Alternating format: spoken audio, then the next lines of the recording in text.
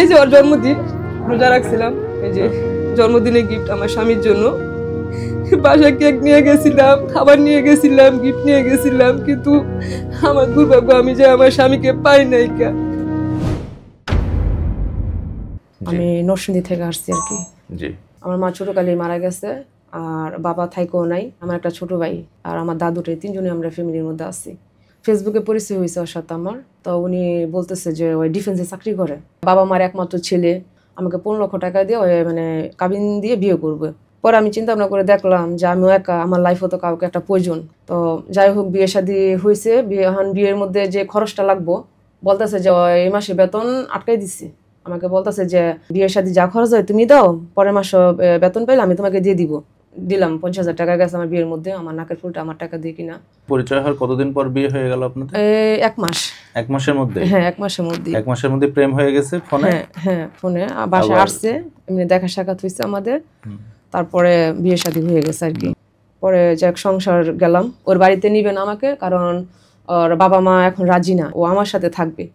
ঠিক আছে, আমার সাথেই থাকছে। মানে আপনার বাসায় এসে? আমার বাসায় এসে থাকবে। তারপর মানে যখন বিয়ে করলেন তখন তার পরিবারের সাথে যোগাযোগ করার চেষ্টা করেন? না, পরিবারের সাথে আমি যোগাযোগ করার চেষ্টা করি না। কেন করেননি? কারণ একটা বিশ্বাস ছিল। বলছে যে বিয়ের 1-2-3 মাস পরে ওর বাসায় আমাকে নিয়ে যাইব। পরে বলতেছে যে তোমার তো টাকা পয়সা আছে, তো তুমি আমাকে একটা বাইক কিনে দাও। তো ঠিক আছে, দিলাম স্বামীকে একটা বাইক কিনে দিলাম। স্বামীর খুশিতে দেওয়ার কোনো কিছু না, দিলাম স্বামীকে। যেহেতু আপনি জব করতেন? হ্যাঁ, আমি জব করতাম, দিছি স্বামীকে। বাইক কিনে দিয়েছেন? হ্যাঁ, কত টাকা দিয়ে? 2 লক্ষ টাকা দিয়ে। তারপরে 1-2 মাস গেল, দেখলাম যে কি ব্যাপার, তুমি চাকরিতে যাও না কিসের জন্য? পরে বলতেছে যে একটু সমস্যা আছে, আমি ছুটি নিছি। আমার বিয়ের সময় তুমি বললা যে তুমি 7 দিনের ছুটি নিছো, আজকে প্রায় 1-1.5 মাস হয়ে গেছে, তুমি যাচ্ছ না। আপনার বাসাতেই? হ্যাঁ, আমার বাসাতেই। যাও না কেন? ঠিক আছে, দেখি আজকে যোগাযোগ করি। পরে ওনার জবে গেছে। পরে হুট করে শুনি যে ওনার চাকরি চলে গেছে। পরে যাই হোক, যেভাবে হোক আমাকে ম্যানেজ করে, এখন স্বামী বেকার, এখন আমি মানে স্বামীর দায়িত্ব আমি মানে চলতেছি ফিরতেছি। বাট বাইকটা কিনে দেওয়ার পরে বাইকটা মানে একটু গাড়ির কাগজপত্র ছিল না বিদায় ওই আবার এটা একটা মামলা খাইছে আমার হাজবেন্ড। কাগজপত্র দেখাতে পারে না, একটা মামলা খাওয়ার পরে পুলিশ ওকে ধরে নিয়ে গেছে। তখন টেনশন, সারা রাত কি হলো, হাজবেন্ড কেন বাসায় আসে নাই। তখন ওই যেই ঠিকানা দিচ্ছে আমি ওই ঠিকানা ওর বাসায় গেছি। গিয়ে জানতে পারছি যে ওই জেলে মানে জেলের বন্ধু আছে। যখন আর জেলে ছিল তখন হয়তো বা আকাশটা ভেঙে মাথার উপরেই পড়ছে। আচ্ছা, বুঝলাম না, বাইকে কাগজ ছিল না জন্য জেলে একদম চালান দিয়েছে পুলিশ? জেলে চালান দিয়ে দিছে। আর পুলিশ সাথে একটু বেয়াদবি করছে, যার কারণে পুলিশ ওকে মানে জেলের ভিতরে নিচ্ছে। তখন আমি ভিতরে গেছি, গিয়া পরে যা কান্নাকাটি করতেছি। তো ওর ফ্যামিলিরে জানাইছি যে আম্মা এরকম এরকম অবস্থা। বলতেছে যে ওরে বের করো না, ওই ভিতরেই থাকুক। আপনি অবশ্যই ওর বাবা মার সাথে কথা বলতে পেরেছিলেন? হ্যাঁ, কথা বলছি, কিন্তু ওর বাবা মা না করছে, যাতে ওরে আমি জেল থেকে না বের করি। বাবা মা জানতো আপনি তার বিবাহিত বউ? হ্যাঁ জানতো, আমার সাথে ফোনে কথা হইছে ওদের। পরে আমি মানে জেলের ভিতরে গেছি, এখন ওর খাবার দাবারের সবকিছুর মধ্যে ওর কষ্ট। তো তারপর আমার যেটুকু সামর্থ্য গুলাইছে আমি সাধ্যমতো আমার স্বামীর চেষ্টা করছি ভিতরে মানে ভালো রাখার জন্য। আমার 5-10 হাজার টাকা আমি ব্যাংকে আমি স্বামীর জন্য ভিতরে খাবার পাঠাইছি। তারপরে ভিতরে মনে করেন যখন যা চাইছে, যখন যা লাগছে আমার স্বামীর আমি সব করছি, সব দিছি। তখন স্বামী যখন জেলে ছিল তখন মনে হয়েছে যে আমার মধ্যে এতিম হয়তো এই দুনিয়ার মধ্যে কেউ নাই। আর মা বাবা বলতেছে যে ওরে বের করো না, ওই ভালো না, অনেক কিছু নেগেটিভ বলছে। কিন্তু তখন আমার এলাকার লোকও বলছে, তখন আমি কারো কথা শুনি নাই। তখন শুধু স্বামীটারে আপন মনে করছি যে সে তো আমার স্বামী, খারাপ হোক ভালো হোক সেই তো আমার সব, যে যাই বলবো। আমি তো আর মানুষের কথায় বিয়ে করছি না, আমার নিজের পছন্দ আমি বিশ্বাস করে বিয়ে করছি। তখন আর বিপদের সময় আমি পাশে ছিলাম, তখন আমি আমার টাকার চিন্তা করি নাই। তারপরে কিভাবে বের করবো উকিল টুকিল ধরতে ধরতে আমি পাগল হয়ে গেছি। স্বামী জেলে, 3 লক্ষ টাকা লাগবে ওরে বের করতে। পরে যাই হোক, আমার ছিল ক্যাশ ছিল, তো পরে আমি ওরে 3 লক্ষ টাকা দিয়া 15 দিনের মাথায় পরে ওরা আমি মানে বের করছি। বের করার পরে মনে 15 দিন 20 দিন যাচ্ছে। তো ওরা বলছি যে তুমি একটা চাকরি করো, একটা জব খোঁজো। পরে আমাকে বলতেছে যে আমাকে ব্যবসা দিয়ে দাও, আমাকে বলছে। তো আমি বলছি যে এত টাকা তো বের করছি, ব্যবসা করতে গেলে তো অনেক টাকা পয়সা লাগে, এখন এত টাকা তো আমার কাছে ব্যালেন্স নাই। তো এক কাজ করো, আমি কিছু দেই, তোমার ফ্যামিলি থেকে তুমি কিছু নিয়ে আসো। ওরা আমি এই কথা বলছি। পরে ওর ফ্যামিলির কাছে ও যায়, কিন্তু ওর বাবা মা ওর না করে দিচ্ছে যে কোনো টাকা পয়সা দিতে পারবো না। তারপরে আমি ওর একটা গাড়ি কিনে দিছিলাম। এই গাড়িটা চালায়া আপাতত চলো, তারপর যখন টাকা পয়সা আবার হাতে বেশি হবে তখন তোমাকে আমি একটা লাইন করে দিব।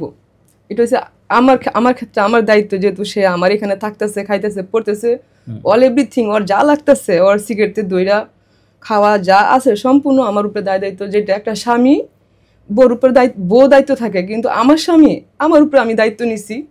যাই হোক, গাড়ি কিনে দিলাম, এমন গাড়ি মনে করেন এই যায় না, মানে যা চালায় তো চালায় না, এরকম করতে করতে পরে ওর একটা অ্যাক্সিডেন্ট হয়ে যায়, আমার হাজব্যান্ডের একটা অ্যাক্সিডেন্ট হয়। যখন অ্যাক্সিডেন্ট হয় রাতে করে শুনি, তখন আমি বাড়ির সামনে এক দুর্ঘটনা ঘটছে, ঘটার পরে আমার স্বামীর আমি দ্রুত, মানে আমি কাউকে পাই না, দ্রুত আমি ওরে হাসপাতালে ভর্তি করছিলাম। তো ওইখানে ওর মানে হাত কাটা ছিল, অনেক ইয়ে ছিল। তো ওইখানেও মনে করেন যে আমার স্বামীর যে ওর ফ্যামিলি এসে দেখবো, একটা গ্লাস পানি দিব, ওই লোকটা ওইখানে আসে নাই। রাত্রে সারারাত্রে আমি হাসপাতালে ছিলার পর আমার স্বামীর আমি বাসায় নিয়ে আসছি পর আমার স্বামীর আমি 3 মাস আমার স্বামীর আমি অসুস্থ কি আমি সুস্থ করে ফেলাইছি, খালি সেবা যত্ন করে 3 মাস খালি আমি খাওয়াই দিছি ওরা, তুলে পরে গরম পানি করে গোসল করাইছি, ওষুধে পানিয়ে ফলে পুরো আমি কোন জিনিস আমি আমার হাজবেন্ডের জন্য আমি কমতি রাখি নাই। যখন জানলেন যে সে ওই ডিফেন্সে জব করে না, তারপরও তাকে ছাড়েন নাই? না, তারপর আমি ছাড়ি নাই। তারপর আমার স্বামীরে যত হোক, খারাপ হোক ভালো হোক, বিয়ে বইছি, সে তো আমার স্বামী, ওকে আমি 1 বছরের আগলেই আমি রাখছিলাম। তো এখন হাজবেন্ড বলতেছে যে ওরে পাসপোর্ট করে দিতাম, বাইরে যাবে। তখন আমি বলছি, দেখো এই পর্যন্ত আমি অনেক টাকা পয়সা আমার নষ্ট হয়েছে, এইভাবে সেভাবে গেছে, আমার তো আর কোনো ভ্যাকেন্সি নাই, আমাকে তো দেওয়ার মতো কোনো লোক নাই, তুমিও তো কোনো ইনকাম করতেছো না। তো ঠিক আছে পাঠাবো, আমি কিছু দেই তোমার, এর আগে তো বলছে আমি কিছু দেই তোমার ফ্যামিলি থেকে, তুমি কিছু চাও। পরে ওই বলতেছে যে না, আমার ফ্যামিলি তো মানে আমাকে করবে না, দিবে না, সাপোর্ট করবে না। তোমার ফ্যামিলি তোমাকে সাপোর্ট না করে, তুমি একটা মেয়ে মানুষে আমি আর কত তোমাকে সাপোর্ট করবো, করতেই করে যাচ্ছি, আর কত সাপোর্ট করবো। 10-12 লক্ষ টাকা গেছে, তার পিছনে 10-12 লাখ টাকা খরচ নষ্ট হয়েছে। জি, পরে বলতেছে পাসপোর্টের টাকা দিছি, ঠিক আছে আমি পাসপোর্ট করে দেই তোমাকে, তুমি আপাতত পাসপোর্টটা আমি 50,000 টাকা দাও, আপাতত জমা দিয়ে রাখি, তখন যা পরবর্তী যা স্টেপে লাগবে ওটা তুমি কষ্ট করে ম্যানেজ করো, কারণ তোমার যেহেতু ফ্যামিলি ভ্যাকেন্সি আছে, আমি একটা মহিলা মানুষ, আর কত ফ্যামিলির ব্যাকআপ আছে, তুমি এটা কষ্ট করে ম্যানেজ করো। এখন আমার হাজবেন্ডের কথা হলো যে না, আমি মানে অল দায়িত্ব, মানে বাড়ির টাকাটা সম্পূর্ণ আমি দিব ওকে। এই নিয়ে আমাদের এক পর্যায়ে খুব ঝগড়া হয়। এটা বিয়ের কতদিন পর? বিয়ের প্রায় বছরের কাছে, বছর আপনার বাসাতেই থাকছে? হ্যাঁ, 1 বছর আমার বাসায় থাকছে। পরে এক পর্যায়ে অনেক ঝগড়া হয়, ঝগড়া হওয়ার পর ওই আমাকে ছেড়ে চলে যায়। যখন আমার প্রায় ব্যালেন্স কমে আসছে, বা আমি আর পারতেছি না সংসারের দায়িত্ব নেওয়ার জন্য, টাকা পয়সা দিচ্ছে না, তখন মানে এক পর্যায়ে মানে রাগারাগি করে আমার কাছ থেকে চলে যাওয়ার পরে মানে অনেকবার মানে আমি ফোন রিসিভ করতেছে না। তখন মানে আমার মানে যত মানে আমার খারাপ দিক আমার আত্মীয় স্বজনের কাছে সমালোচনা করছে, ফোন দিয়ে বলতেছে যাতে মানুষ আমাকে খারাপ নজরে দেখে। কি সমালোচনা করছে আপনার? সমালোচনা করতেছে যে আমি ভালো না, হয়তো আমার অতীতে কোনো কিছু আছে। আপনার আত্মীয়স্বজন? হ্যাঁ, আত্মীয়স্বজনের কাছে ফোন দিয়ে যাতে এগুলো বলছে, যাতে লোকজন আমাকে খারাপ মন্তব্য করে, খারাপ কমেন্টস করে। তারপর আমি খুব কষ্ট পাইছি যে স্বামীর আমি এই বিপদের পাশে আমি রইছি, যে স্বামীর জন্য আমি এত টাকা পয়সা নষ্ট করছি, আমি আমার নিজের ভবিষ্যতের চিন্তা করি নাই। আমার খুব শখ ছিল আমি ইউএসএ যাব, আমার পাসপোর্ট করা আছে, ঠিক আছে, ওর জন্য আমি পাসপোর্ট জমা দিতে পারি নাই, কারণ ওকে বিয়ে করছি, যেহেতু ওর বেকারত্ব হয়েছে, নেক্সট টাইমে সংসারে অনেক প্রবলেম গেছে, যার কারণে আমার ভবিষ্যৎটা আমি মানে অন্ধকার করে ফেলছিলাম। আজকে সেই স্বামী সমাজের কাছে, এলাকার কাছে আমাকে ছোট করছে, ঠিক আছে। তারপর আমি আমার স্বামীকে ভালোবাসি, ঠিক আছে।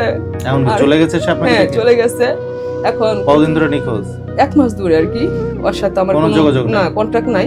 তো উপরে আল্লাহ আছে, আমার একটা কথা, আমি যদি নিঃস্বার্থভাবে আমি করে থাকি, আল্লাহ অবশ্যই এর প্রতিফল অবশ্যই আল্লাহ আমাকে দিবে, কারণ আমি একটা এতিম মেয়ে, আমি বিশ্বাস এবং ভরসার উপরে স্বামী স্ত্রীর সংসারটা টিকে থাকে।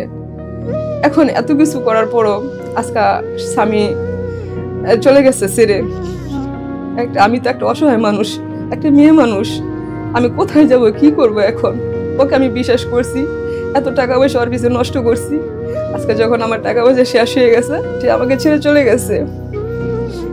এখন এই কথা যে এই যে ওর জন্মদিন ছিল, এর জন্মদিনের মধ্যে ওর জন্য আমি গিফট নিছি, ওর বাসায় যে আমি কেক দিয়ে আসছি, ওরা আমি বাসায় পাই নাই, কারণ স্বামী রোজা রাখছিলাম, রোজা রাখা, তারপরে ওর জন্য গিফট কেক নিয়ে গেছিলাম বাসায়, পরে আমি বাসায় পাই নাই। এই যে জন্মদিনের গিফট আমার স্বামীর জন্য, বাসায় কেক নিয়ে গেছিলাম, খাবার নিয়ে গেছিলাম, গিফট নিয়ে গেছিলাম, কিন্তু আমার দুর্ভাগ্য আমি যে আমার স্বামীকে পাই নাই, সে বাসায় ছিল না। তারপরে এই দুর্ভাগ্য যে আর গিফট আমি ওকে পৌঁছাতে পারি নাই। আজ পর্যন্ত আমার গিফট রেখে দিছি।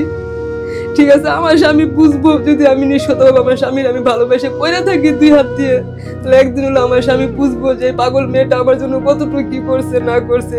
আমি এতিম একটা মেয়ে মানুষ, আমি এখন কি করব? তাকে বিশ্বাস করছি, তাকে ভরসা করছি, আমার স্বামীকে বিশ্বাস ভরসা করছি।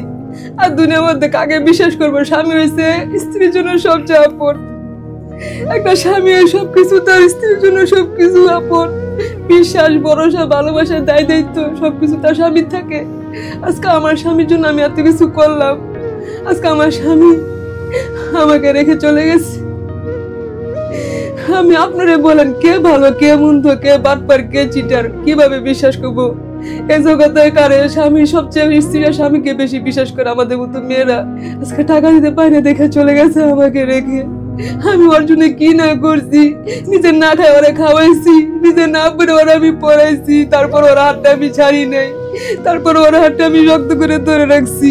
মানুষ তো মিথ্যা কথা বলে সম্পর্ক করার জন্য, সেই মিথ্যা বলে আমাকে বিয়ে করছে, তারপর আমি ওর হাতটা ছাড়ি নাই, তারপর আমি সব মাইনে নিছি, মাইনে ওরা আমি আগলায় রাখছি। ওর বিপদ আপদে আমি স্বামীর পাশে ছিলাম। আজকাল যখন আমার দুঃসময় আসছে তখন আমার স্বামী আমাকে রেখে চলে গেছে। আমি একটা এতিম অসহায় মেয়ে। আজকে আমার কি ভালো স্বামীকে ভালোবাসার কি ফল পরিণামে এই যে আজকে আমার দুঃসময় আমার স্বামী আমার পাশে নাই। আমি ধর দুঃসময় পাশে ছিলাম, তাহলে ও কেন আমাকে ছেড়ে চলে গেছে? আজও আমি তার জন্য কান্না করি, আজও তার জন্য সবকিছু। আজকে সেই স্বামী আপন বিশ্বাসের ভরসা অমর্যাদা করে আজকে চলে গেছে। তারপর আমি চাই ওই জায়গায় থাকবো। আল্লাহ যাতে সুস্থতা রাখে, যাতে ভালো রাখে।